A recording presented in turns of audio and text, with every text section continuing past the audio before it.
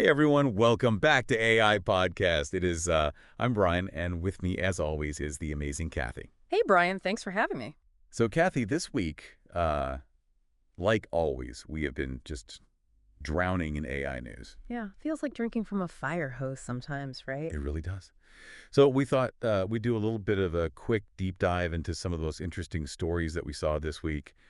Just a kind of quick hit summary to keep you all in the loop. But don't worry, we will be back tomorrow evening with a full episode covering a completely different topic in the world of AI. Yeah, looking forward to that one. But for now, let's just kind of hit some of these quick highlights. And Kathy, maybe you can kick us off. What was the thing that really grabbed your attention this week? You know, there was a lot going on, but I think honestly the one that just really stood out to me was OpenAI and that whole thing with the image generation feature in ChatGPT. Yeah, I mean, talk about a flash in the pan, right? Right, it's like it was there and then it was gone just like that. Yeah. So for those of you who may have missed it, OpenAI, they launched this image generation feature powered by GPT-4o, and they made it available to free users. Which was a big deal. It was a huge deal, and then literally like the next day, it was gone, Poof. vanished. So Kathy, what happened there? Well, according to OpenAI, it was basically just too popular. Oh, really? Yeah, apparently they just had like this massive surge in demand, Uh-huh. and their servers just couldn't handle it. Wow. So it sounds like they kind of underestimated how much people wanted this feature. Yeah, it seems like they really did. I mean, I guess it's a good problem to have in a way, right? I guess so. I mean, Yeah, it's got to be nice to know that people are that excited about your product. absolutely. But they did say that they are working on a way to bring it back to the free tier. So hopefully we'll see that again soon. Fingers crossed. Yeah, for sure.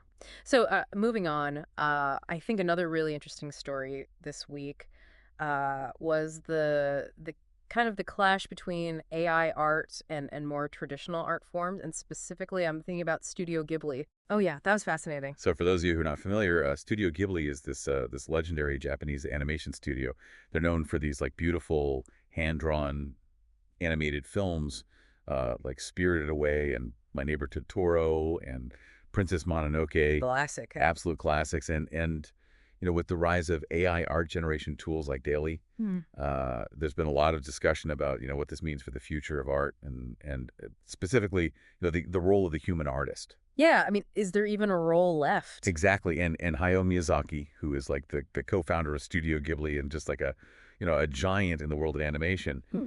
he has been very, very vocal about his opposition to AI generated art. He does not hold back, It really doesn't. And he's actually called it an affront to human creativity. which is a pretty strong statement. It's a very strong statement, Yeah. and you can definitely see where he's coming from, right? Yeah. I mean, he's dedicated his life to this art form, and now you have these algorithms that can just kind of churn out images that look like they were created by a human artist, and in some cases, very convincingly. Yeah, I mean, it's really incredible what these tools can do, but it does raise all sorts of like really complex ethical and philosophical questions about what does it mean to be an artist? What does it mean for something to be art? Right, and where do we draw the line? Yeah, exactly. Yeah. So I think that's a conversation that we're going to be having for a long time to come. I agree. So let's shift gears a little bit and talk about some of the big players in the tech world. Specifically Google, they just released their newest AI model, Gemini 2.5. So what's new with this one? Yeah, so the big focus with Gemini 2.5 is on enhanced reasoning and analysis capabilities. Ooh, interesting. So they're really trying to make it smarter. Yeah, that's the idea. So basically they want this model to be able to understand context and to reason about information in a much deeper way than previous models. So not just spitting out facts, but actually understanding the relationships between them. Exactly. And the hope is that this will lead to, much more nuanced and insightful interactions with all of Google's services. So, think about search results that actually understand what you're looking for, Yeah. or virtual assistants that can handle much more complex requests. So it's pretty impressive. It does. And Google is obviously a company that has a ton of data and a ton of resources. So it'd be really interesting to see what they're able to do with this new model. Definitely. Okay, so let's talk about something a little bit different. NVIDIA, they recently announced this new product called DGX Spark, which they're calling a desktop AI supercomputer. A desktop supercomputer, that's a bold claim. It is bold, and I think a lot of people are really excited about it because it's basically promising to bring the power of a massive data center right to your desk. Okay, so what kind of specs are we talking about here? Yeah, so this thing is built around NVIDIA's new GB10 Grace Blackwell superchip, which is capable of up to 1,000 trillion operations per second. Wow, that is a lot of zeros. It is a lot of zeros. And to put that into perspective, that is like orders of magnitude more powerful than most desktop computers. So this is like serious AI horsepower. Yeah, this is the real deal, and the price is actually pretty reasonable too. It's gonna be around $3,000. $3,000 for a supercomputer. That's pretty remarkable. It really is, and I think the implications of this are pretty huge because up until now, if you wanted to do any kind of serious AI development, you pretty much had to have access to a data center. Yeah, those are not cheap. No, they're not, and they're also not that easy to come by. Uh-huh. But with DGX Spark, anybody with a few $1,000s can basically have that same level of power right in their fingertips. So this could really open up AI development to a whole new group of people. Exactly, and I think that's really exciting because the more people we have working on AI, the faster we're going to see progress in this field. I completely agree. Okay, so let's talk about something that might be a little bit more relatable to our listeners. Amazon. They're testing out this new AI-powered shopping tool called Interests AI. I've heard about this one. Sounds intriguing. Yeah, so basically the idea is that, instead of just typing in keywords into a search bar, you can actually describe what you're looking for in plain English.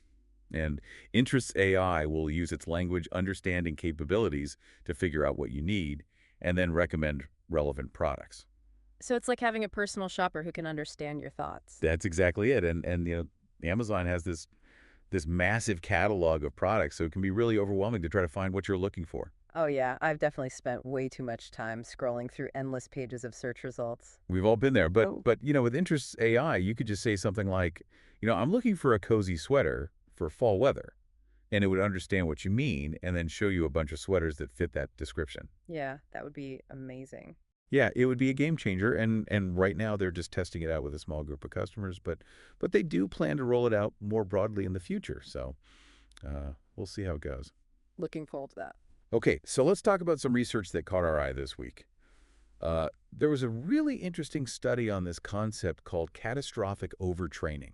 No, that sounds ominous. It does, right? Yeah. So basically, a group of researchers from a bunch of different universities, um, they were looking at what happens when you train these large language models for a really, really long time, like way longer than usual. Okay, so what did they find? Well, it turns out that there's actually a point of diminishing returns, and beyond a certain point, continuing to train the model can actually make it worse. Oh, really? That's counterintuitive. It is totally counterintuitive Right. because you would think that the more data you feed into a model, the better it would get. Right. More data equals more knowledge. That's the conventional wisdom. But what these researchers found is that if you train a model for too long, it can actually become too sensitive to the training data. And that can make it harder to fine-tune for specific tasks. And it can even lead to a decrease in overall performance. So it's like the model gets stuck in a rut.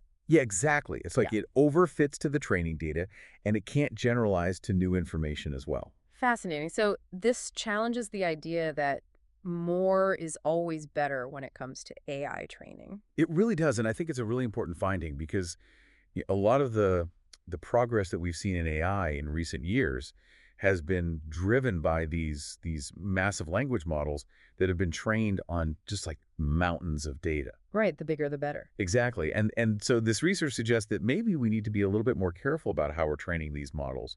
And maybe we need to focus more on the quality of the data rather than just the quantity. Yeah, maybe it's not just about throwing more data at the problem, but about being more strategic about how we use that data. I think that's a really good point. Okay, so speaking of optimizing AI performance, there's also some news this week about a new technique called TAO, or test time adaptive optimization. Uh-huh. Yeah, this one sounds pretty cool. So what's the deal with TAO? Yeah, so TAO is this new approach to improving the performance of AI models. And it's particularly interesting because it doesn't require any labeled data during the fine-tuning process. Okay, so remind me, what's labeled data again? Yeah, so labeled data is basically data that has been tagged with information that tells the AI what it is. So for example, if you were training an AI to recognize cats, you need to show it a bunch of pictures of cats, and you would need to label each picture as cat so that the AI would know what it was looking at.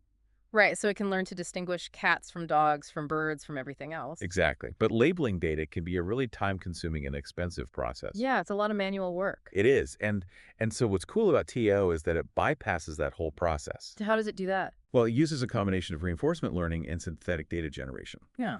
So basically, the model is able to learn and improve through practice, even without having explicit labels. That's pretty clever. So it's like the AI is figuring things out on its own. Exactly. And the early results are pretty promising. They've shown that TAO can actually significantly improve performance over traditional fine-tuning methods in some cases.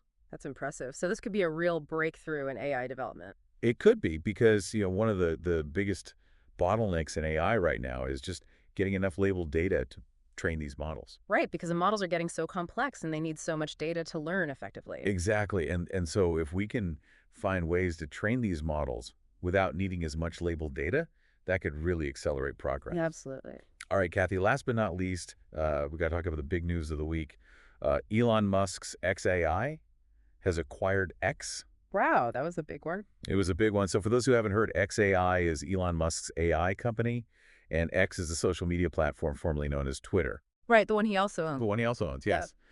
yes. And so this acquisition is a pretty big deal because it basically brings together, one of the most powerful AI companies in the world with one of the largest social media platforms. Yeah, I mean, X has a huge user base and a ton of data, so that's a lot of potential for XAI. It's a lot of potential, and the stated goal of this acquisition is to integrate XAI's AI capabilities with X's platform. So think about things like enhanced content moderation or personalized news feeds or even entirely new AI-powered features. Yeah, the possibilities are pretty mind-boggling. They really are. And X's CEO Lindy Yaccarino has said that she's really excited about this merger. Yeah. And that she sees it as a way to really push the boundaries of what's possible with social media. Well, that's certainly a positive spin. It is. And it'll be really interesting to see what they're able to do with this new combined entity. Definitely something to watch. Okay, so Kathy, that was a whirlwind tour of some of the biggest AI news stories from this week. That was a lot to cover. It was a lot, Yeah. but hopefully it was helpful and hopefully gave you all a sense of just how much is happening in this space. Yeah, things are moving so fast, it's hard to keep up. It really is. But that's why we do these deep dives so that you don't have to, spend all your time reading every single article. Exactly. We do the heavy lifting for you. We do the heavy lifting for you. And so, for everyone listening, we'd love to hear your thoughts on these stories. Which one stood out to you the most? Which one are you most excited about or maybe most concerned about? Yeah, let us know in the comments. Let us know in the comments. And Okay. and as always, we'll be back tomorrow evening with a full episode, diving deep into a completely different topic in the world of AI. Yeah, can't wait to get into that one. So until then, thanks for listening, and we'll catch you next time. Bye, everyone.